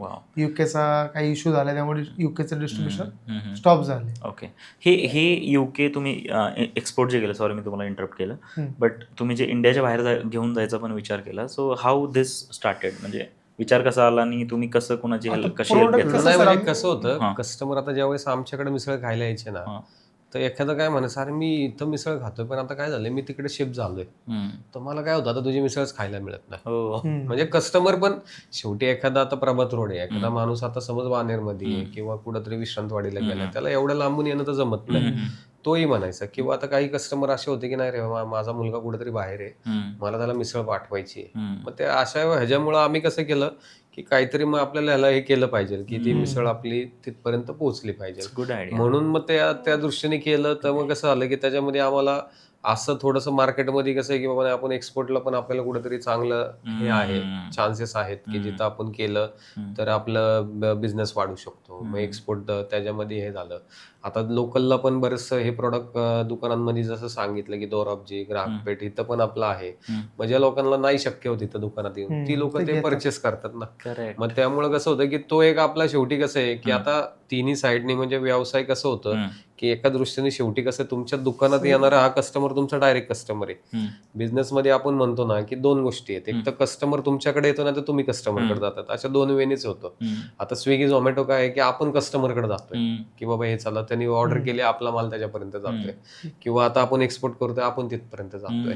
आता जो दुकानात येणारा जो आहे तो डायरेक्ट कस्टमर आहे आपला, म्हणजे तो कसा आपल्याकडे येतोय. म्हणजे शेवटी आपल्याकडे कस्टमर येत नाही तर आपल्याला कस्टमर पर्यंत पोहोचलं पाहिजे. म्हणजे अशा दृष्टीने ते पॅकेजिंग कडे गेलो, एक्सपोर्टची संधी झाली. किंवा आता काही सो आपला इन फ्युचर आपला फोकस एक्सपोर्ट कडे असणार आहे सर. म्हणजे ब्रँचेस पण दोन्ही आहे सर. तुम्ही आमचं ब्रँचेस एक्सपान्शनचं पण प्लॅन आहे. ओके. पण आता कसं आहे ते आम्ही स्वतः एक्सपांड करणार, असं फ्रँचायसी वेने कंपनी ओन्ड आउटलेट टार्गेट दोन्हीकडे. असं नुसतं काय प्रोडक्टला पुढे घेऊन असं नाही. प्रोडक्ट कोणासाठी की ज्याला आमच्यापर्यंत यायला जमत नाही त्यासाठी. करेक्ट. मिसळचं पण आम्ही एक्सपेन्शन करणार आहे, आमचं आहे आता टार्गेट. पण कसं फ्रँचायसी मध्ये आम्हाला इंटरेस्ट नाही त्यामुळे आम्ही तिथे स्टॉप आहे. कंपनी आउटलेट करणार, चांगलं करतात त्या पद्धतीने म्हणजे पुढे जाणार. आता आपण काय म्हणतो की जे अमेझॉन आपण जी कंपनी म्हणतो, आपण बघितलं तर त्यांचं कुठं ऑफिस दिसतं आपल्याला नाही दिसत, बरोबर आहे. पण तरी तो बिझनेस मोठा रन होतो. पण त्याच्यामध्ये काय होतं की त्यांचं काय झालंय की माहितीये का, बिझनेस चालतोय पण कुठेही लँड कॉस्ट ऍड नाहीये. म्हणजे काय होतं की कुठं ऑफिस नाही किंवा काही नाही. म्हणजे आमचं पण तेच डोक्यात होतं. कसं होतं की दोन्ही बिझनेस शेवटी कसं आहे की मिसळचं दुकान असणं, ह्याच्यामध्ये ती जागा आली, त्या जागेचे कॉस्टिंग आलं, हे ऍड होतं. आणि प्लस ह्याला कसं होतं की ह्याच्यामध्ये प्रॉफिट ऑफ मार्जिन कमी आहे कुठल्या ज्या पॅकेजिंग बिझनेसमध्ये. पण तिथं कुठे लँड कॉस्ट ऍड होत नाही. समोरच्याला आपल्याला काय करायचं की थोडंसं प्रॉफिट ऑफ मार्जिन आपला कमी होतो, पण त्याला तो देऊन मग आपल्याला कसं होतं की तिथं पण बिझनेस. आणि कसं होतं आपण दुकानां थ्रू कसं होतं की लोकांपर्यंत पोहोचतोय, प्रॉडक्ट मध्ये स्कोप ग्लोबल आहे तुम्हाला. तुम्ही कुठं असं नाहीये. आता त्याला पण बरेच फॅक्टर असतात की लँड कॉस्ट नसली तरी डिस्ट्रीब्युशन कॉस्ट आहे, म्हणजे बरेच येतात. असं नाही की लँड कॉस्ट नसली तरी तुम्हाला गोडाऊन लागतं, लेबर लागतं, मशिनरी लागतात, करेक्ट, बाकीचे एक्सपेन्सेस असतात. असं नाही, पण तो एक वेगळा मोडम आहे लोकांपर्यंत पोहोचण्याचा. करेक्ट. सो एक शॉर्ट क्वेश्चन आहे तुमच्या दोघांसाठी. सो व्यवसायात आता आपल्या व्यवसायामध्ये सगळ्यात इम्पॉर्टंट काय, सगळ्यात महत्त्वाचे किंवा इम्पॉर्टंट आपण म्हणूयात की चव, लोकेशन की मार्केटिंग? पहिली गोष्ट चव आहे बेसिक, त्याशिवाय तुम्ही काहीच करू शकत नाही. तुमचं काय मग लोकेशन चवच आलं, महत्त्वाची. मग मार्केटिंग आली. ओके. सो नवीन कोणालाही बिझनेस सुरू करायचा आहे आणि तो 20 वर्षाचा व्यक्ती आहे, ठीक आहे. बरं. सो त्याला तुम्ही काय सल्ला द्याल की ह्या बिझनेसमध्ये त्यांनी त्याला काय सल्ला द्याल की 20 वर्षाचाच पहिली व्यक्ती गोष्ट तुम्ही बिझनेस कुठलाही स्टार्ट करा, रेस्टॉरंट नाही. पहिली गोष्ट स्टडी पाहिजे, आहे? पूर्ण स्टडी पाहिजे. स्टडी म्हणजे वेग स्टडीला इम्पॉर्टन्स नाहीये, डिटेल स्टडी घ्यायला पाहिजे, इंडस्ट्री कशी चालती काय सगळ्या माहिती पाहिजे तुम्हाला. करेक्ट. स्टडी झाला पाहिजे. स्टडी झाली की तुम्ही डेअरिंग केली पाहिजे. नुसतं स्टडीवर जर बसलं तर पुढे जाऊ शकणार नाही. डेअरिंग केली पाहिजे. डेअरिंग करून त्यांनी स्टार्ट केलं पाहिजे. स्टार्ट केलं की चिकाटी ठेवली पाहिजे. Wow. एवढं 3 स्टेप मस्त. हळूहळू पुढे जाऊ शकतो. खूप भारी. आणि वय वर्ष 20 आहे, हा, अनुभव घेण्यासाठी खूप भरपूर time वेळ आहे. आहे. त्यामुळे कसं नाही, आहे पण की एखाद्या हा. गोष्टीत त्यांना अपयश आलं तर कुठेही हे होऊ नये. अभि तो सुरुवात. हा, की बाबा नाही बाबा आपल्याला नाही नाही, पण जमलं. सर, ठीक आहे. कसं म्हणजे आहे? काय होतं शेवटी कसं असतं की चिकाटी वगैरे ह्या सगळ्या गोष्टी असल्या तरी अपयश यश ह्या गोष्टी येतं. आणि असतात. दरसोड आणि वरती नाही आपण पाहिजे कसं सर. म्हणतो की एखाद्या गोष्टीला यश आलं तर त्या माणसाला हा. तेवढा उत्साह पण वाढतो. पण असं कधी कधी होतं काहींच्या बाबतीत. पण कसं आहे वय वर्ष तुमचं कमी आहे, तुम्ही हे नाही हे करू शकता. शेवटी कसं आहे व्यवसाय आहे की एखाद्याला कमी त्याच जास्त गोष्टीत यश मिळतं, एखाद्याला मिळत नाही, ह्या गोष्टी चालूच असतात. बरोबर. हा. पण तुम्ही तिथं कुठेही हे खचून जाऊ नका. Correct. मग ठीक आहे चला आपल्याला वाटतंय ना की बाबा आज नाही उद्या त्या गोष्टीत आपल्याला यश मिळेलच. सो आता कसं आहे सर, यात 2 पॉईंट आहे. पहिली गोष्ट चिकाटी पण पाहिजे, त्यांनी लगेच नाही सोडलं पाहिजे, प्रयत्न केले पाहिजे. प्रयत्न केल्याशिवाय तुम्हाला कोणी काही करेक्ट. देणार नाही. पण तो फ्लेक्झिबल पण पाहिजे. आता जर मला व्यवसाय नाही होते तर तुम्हाला 24 तास तो प्रश्न पडला पाहिजे, मला व्यवसाय का होत नाही. ओ. कारण कसं आहे, तुम्ही नुसतंच मग कन्सिस्टंट राहताय बरोबर आहे, पण तुम्ही फ्लेक्झिबल पण राहिले पाहिजे. तुम्हाला व्यवसाय वाढवण्यासाठी काय करताय, सोपा प्रश्न रोज पडला पाहिजे, वाव. तर पुढे जाऊ शकता. खूपच तुम्ही जरी भारी. कन्सिस्टंट आहे, रोज तुम्ही 10 वर्ष आलं तेच काम करताय, बरोबर आहे. हा.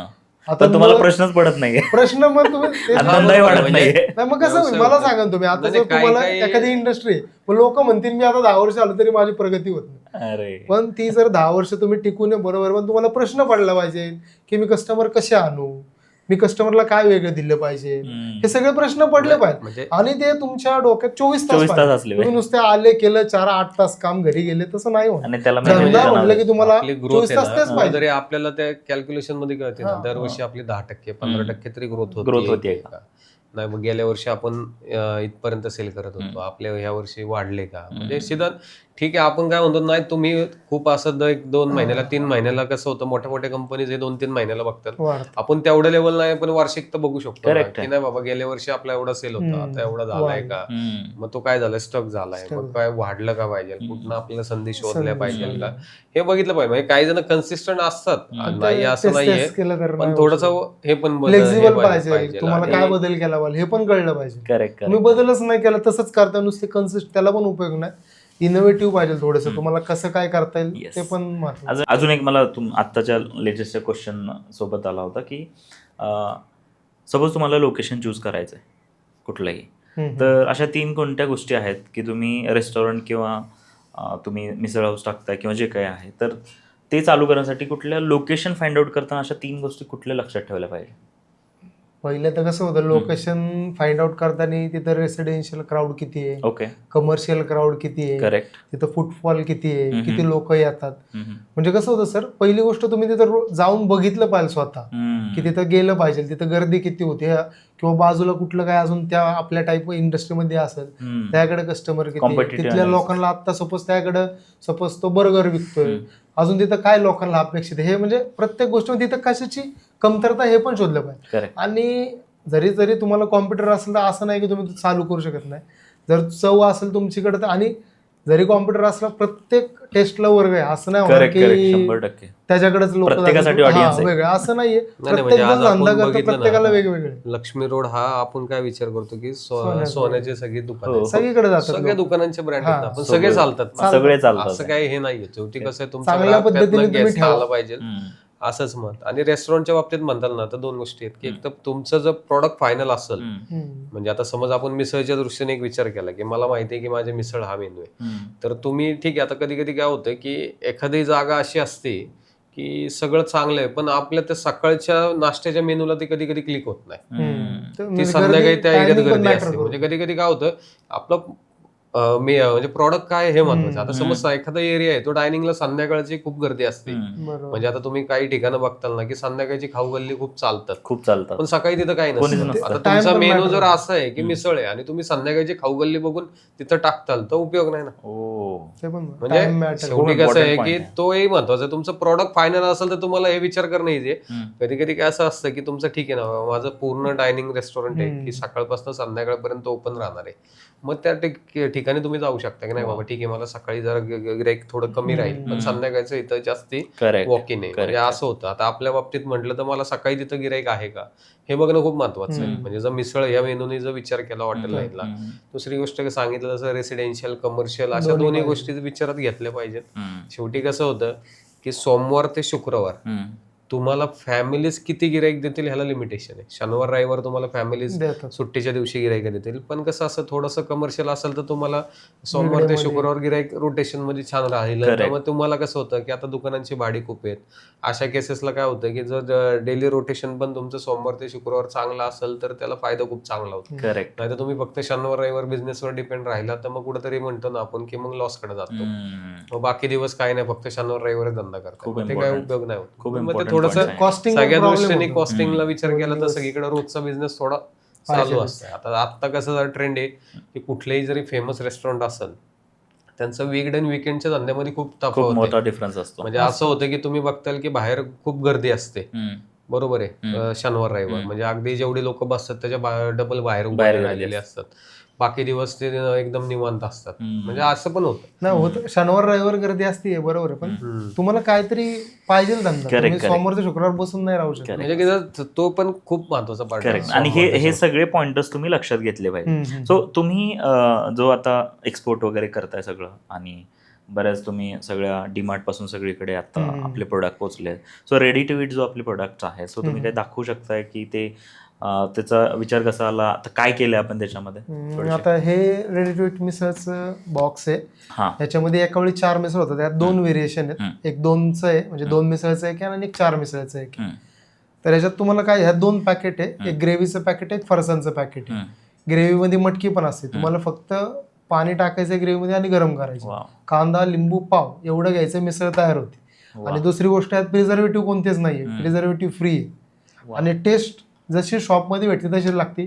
असं नाहीये की काय म्हणतात त्याला, याला बराच रिसर्च आणि बरंच प्लॅनिंग करावं लागतं. बरं, आम्ही जवळजवळ वर्षभर चाललो होतं ती पावडर फॉर्म मध्ये करायची, ग्रेव्ही करायची. म्हणजे आम्ही पण लोकांच्या बऱ्याच ट्राय केल्या. त्यानंतर मग ह्याच्यावर फायनल आलो. आम्हाला टेस्ट आवडली. पॅकेजिंग छान झालं. पण पॅकेज आता सुरुवातीला आम्ही स्टिकर लावून विकलं हेच. अच्छा. मग आम्ही त्यातनं रिस्पॉन्स घेतला, टेस्टिंग केलं. मग ते हळूहळू रिस्पॉन्स घेतला. मग सुरुवातीला आम्ही 5 मिसळचं काढलं होतं. मग 5 वरनं मग 1 कमी केलं, 4चं केलं, म्हणजे कॉम्बो पॅक काढलं. मग 4 नंतर काही लोक म्हटले 4चं केलं. माझा मुलगा बाहेरच्या देशात एकटाच असतो, म्हणजे 4चं जास्ती होतं. कारण त्याला एकदा यूज ओपन केलं की करायला लागतं, मग ते वेस्टेज जातं. मग आम्ही 2चं काढलं. असं हळूहळू लोकांचा रिस्पॉन्स नुसार. नाही म्हणजे बाहेर देशात कसं असतं की एखादा मुलगा असतो की तो शिकत असतो, मग त्याला 4 मिसळ म्हटलं की मग ते नाश्त्याला, दुपारी जेवणाला दोन्ही वेळेस मिसळ खायला लागते. आणि मग कसं असतं, फ्रेंड्स असतात पण ते खूप लांब लांब लोकेशनला असतात, मग ते प्रत्येक वेळेस येणं शक्य नसतं. मग आपले जे कस्टमर आहे ते म्हटले ना बाबा तुम्ही छोटं पॅक आणा. भले ते आता कसं होतं की छोटं कॉस्ट आणायचं म्हटलं की पॅकेजिंग कॉस्ट वाढते, पण ते म्हटलं नाही. पण कसं होतं की तुम्हाला कस्टमरला कसं आहे की फ्लेक्झिबिलिटी पण महत्वाची आहे. म्हणून मग ते काय, मला हे म्हणायचं की एका प्रोडक्टच्या मागे तुम्हाला किती प्लॅनिंग करायला लागतं. आपल्याला सांगायला इझी वाटतं. म्हणजे बऱ्याच वेळा असं झालं जेव्हा सुरुवातीला, म्हणजे मी तरी आता जेव्हा काय ब्रँडिंग आहे, रात्री विचार यायचा. म्हणजे जेव्हा आता प्रिंटिंग करायचं म्हटलं की क्वांटिटी जास्ती असते.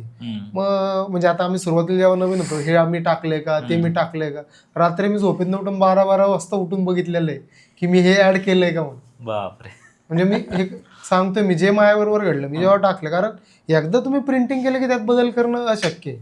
त्यामुळे तुम्ही जे काय आहे ते पहिलं बघायचं, मग पुढे जायचं. आणि कसं होतं, कुठलाही जर निर्णय असताना आम्ही दोघं पहिले चर्चा करतो, जेव्हा दोघांना व्यवस्थित वाटतं तेव्हा पुढे जातो. घाई कोणतीच करत नाही. जे वाटलं ओके त्यातनं मग पुढे. तुम्ही आपली ही आता Amazon वरती मिळतं, अमेझॉनवर all over India supply okay, आणि कॉल वरती पण आपण ऑर्डर घेतो, घेऊ शकतो, काहीच प्रॉब्लेम नाही. ऑल ओव्हर इंडिया कुठेही पाठवू शकतो. आपण ई कॉमर्स काही बनवलंय आपण, वेबसाईट वगैरे? वेबसाईट आहे त्यावरनं देऊ शकतो, पण असे काही अजून आम्ही पब्लिश नाही केली ओके वेबसाईट. ओके. तुम्ही आता व्हॉट्सअप किती जरी प्रोडक्ट तुम्ही आता रेडी टू इट प्लॅन? आता हे आता रेडी टू इट मिसळ आहे, याबरोबर मिसळ फरसाण आहे, मिक्स फरसाण आहे, मसाला शेव आहे, ओके गुळ शेंगदाणा लाडू जो असतो तो आहे, शेव आहे, असे आणि 5 प्रोडक्ट आहेत आमचे. मस्त, ओके, असं आहे. बढिया. सो एकंदरीत बघू जरा पॅकेट. मी तुमच्या ह्याच्यावरती पण बघितलं होतं social media, it's good. Packaging वगैरे प्रीमियम झालं एकदम. हो, आणि कसं करायचं काय करायचं सगळं इथं म्हणजे कसं होतं, विचार करायला लागतो. क्यूआर दिलाय, QR स्कॅन दिलाय, केला, सगळं क्यूआर अच्छा, म्हणजे व्हिडिओ टाकला का व्हिडिओ व्हिडिओ मग तो डायरेक्ट युट्यूबला कस्टमरला शेवटी करू कसं होतं की आपण जबरदस्त. म्हणतो ना की जरा डिजिटल कसं करायचं त्याच्या हिशोबाने. त्या साईडला प्रोडक्ट दिले तिकडे. ओके. म्हणजे हे जे प्रोडक्ट आहेत ना, जे शॉप मध्ये सेलला आहेत तेच, ते सोडून कुठलंच प्रोडक्ट नाही. म्हणजे जे शॉप मध्ये आता लागतात आणि मुळात ना ह्याच्यामध्ये तुम्ही जे म्हणताय ना की आम्ही चव तशीच ठेवली, तो मोठा चॅलेंजिंग विषय वाटतो मला. पण आता सर कसं होतं, जे प्रोसेस काय तुम्हाला सांगतो चॅलेंजिंग. आता कसं होतं तुम्हाला, ह्यात आम्ही मिसळ तयार करून देतो त्यांना. जेव्हा ती पॅकिंग करायची असते, मिसळ पूर्ण तयार करतो, फक्त पाणी टाकत नाही. पाणी न टाकता त्यांना मिसळ देतो. आता ते काय करतात, ती मिसळची ग्रेव्ही गरम करतात, थंड करतात, गरम करतात, थंड करतात.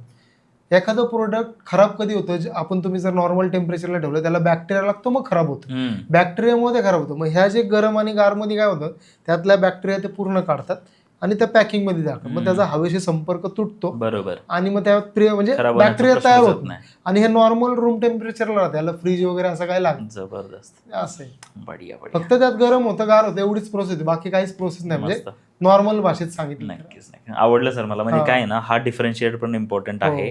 कारण सध्या जे चाललेलं आहे मार्केटमध्ये, फूडचं अडल्ट्रेशन वगैरे वगैरे विषय जे चाललेले आहेत, सो त्याच्यामध्ये आपण प्रॉपरली त्यावेळी काम करणं, चांगला प्रोडक्ट देणं, हा स्वतः फाउंडरनी खूप विचार करणं इम्पॉर्टंट आहे ना. तुम्ही त्याच वेने चाललं, विच इज व्हेरी गुड. सगळ्यांसाठीच ते बेटरच आहे. आणि सो तुम्हाला अजून काही सांगायचं असेल तर, कारण आणि आता जर तुम्ही पॉईंट ऍड केला, म्हणजे जे काही मिसळमध्ये पण म्हणजे मटेरियल वापरतो आम्ही सगळं, म्हणजे आता तुम्ही जर मसाले जरी तयार करायचे तर तुम्ही 300 रुपये किलोनी पण करू शकता, 700-800 नी पण करू शकता. 2 मध्ये फरक असतो. पण आम्ही जे आमच्याकडनं मटेरियल टाकले ते चांगल्याच क्वालिटीचं टाकले. कुठलीच असं नाही. तुम्ही जर मिसळमध्ये खोबरं टाकायचं म्हटलं तर त्याच्या पूड पण भेटतात, खोबऱ्याच्या पूड, ते जे आहे त्या. पण आम्ही तो नारळ फोडायचा, पहिला सोलायला लागतो, नारळ सोलायचा, फोडायचा, त्यातलं खोबरं काढायचं, मग पण हे कसं होतं, एक तुम्हाला एक्झाम्पल दिलं, पण जे काही आम्हाला देता येईल ना ते सगळं चांगलं होतं. मस्त. म्हणजे असं हे नाही होत की बाबा कुठं कॉम्प्रोमाइज केले, करतच नाही कॉम्प्रोमाइज. आणि अजून एक मेन म्हणजे कसं होतं, आता आमची सुरुवात छोट्यातनं झालेली, त्यामुळं आमच्याकडं लेबर क्लास पासून हायर क्लास पर्यंत सगळे कस्टमर आहेत. अजून पण प्राइस आमची म्हणजे जेवढी कमी ठेवता येईल तेवढी आम्ही अजून कमी ठेवलेली असं. म्हणजे आम्हाला त्या वर्गाला सोडायचं नाही. म्हणजे कसं होतं की पहिल्यापासून कसं की जो आपण म्हणतो ना की म्हणजे आमच्याकडे असं आहे की आठवड्यातनं 3 वेळा मिसळ खायला येणारे लोक आहेत. म्हणजे आता कसं होतं की प्राइस हा मॅटर कधी पडतो की एखादा माणूस आहे की जो महिन्यातनं 2दाच मिसळ खातोय, त्याला फरक नाही पडत ती मिसळ 80ला आहे का 100ला आहे. पण जो माणूस आहे की आता समज एखादा वर्किंग आहे की त्याला मार्केटिंगचा माणूस आहे, तो एकदा सकाळी ऑफिसमधून निघाला की त्याला दुपारी कधी जेवायला येईल हे त्यालाच माहित नसतं. असा कस्टमर काय होतो, बाबा चल पटकन भरपेट एक नाश्ता करून जाऊ, मग दुपारी ठीक आहे 3ला येऊ, 4ला येऊ, मग जेवता येईल निवांत. मग असं कस्टमरला तो 3 वेळा येतो, त्याला फरक पडतो की अरे मिसळ 80ला आहे का 100ला आहे. आणि आमचं पहिल्यापासून काय मत आहे की बाबा जास्तीत जास्त कस्टमर सॅटिस्फाईड झाले पाहिजे.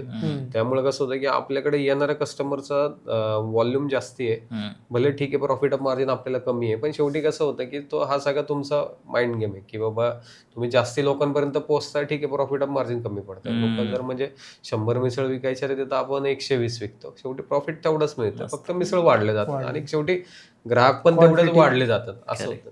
सो रोहित सर आणि हेमंत सर, तुम्ही खूप व्हॅल्यू दिलात. मला खूप गोष्टी शिकायला मिळाल्या, त्यांना तर मिळालं, लोकांना जे पॉडकास्ट बघणार ते तर मिळणारच आहेत. सो मला तुमच्या दोघांच्या ह्याच्यावर एकच वाटलं की बिझनेस सोबत प्रामाणिक राहा. 100% प्रामाणिक शिवाय तुम्ही कस्टमर सोबत प्रामाणिक राहा. तुम्हाला ऑटोमॅटिक तुमचे ग्राहक हो. तुम्हाला पुढे घेऊन जो पुढे जातील, घेऊन जाईल. बरोबर. तुम्हाला संधी देतील. मला अजून हो. एक खूप इम्पॉर्टंट गोष्ट तुमच्याकडनं शिकायला मिळाली, ती म्हणजे कस्टमरला ऐका. हो. तो स्वतः सांगतो तुम्हाला की मला काय पाहिजे, काय पाहिजे बरोबर. बरोबर. आणि ते फक्त तुम्ही पोचवा. वाचवा. That is called business. बरोबर. सो असं ही एक गोष्ट मला प्रकृतीने हो. जाणवली तुमच्याकडनं. आणि दोघं भाऊ आहात तुम्ही, आणि एवढा छान बिझनेस करताय, त्या प्रामाणिकपणा टिकवून ठेवला आहे तुम्ही, एवढं त्या बिझनेसमध्ये इंटरनल गेला आहात. सो मला असं वाटतं की ही गोष्ट प्रत्येकाने घेतली पाहिजे तुमच्याकडून, बरोबर. आणि तुम्ही असंच लोकांना चांगले प्रोडक्ट, चांगला बिझनेस आणि संधी द्या मार्केटलाही, तुम्हालाही त्या लेवलने पुढे जाऊ शकतो.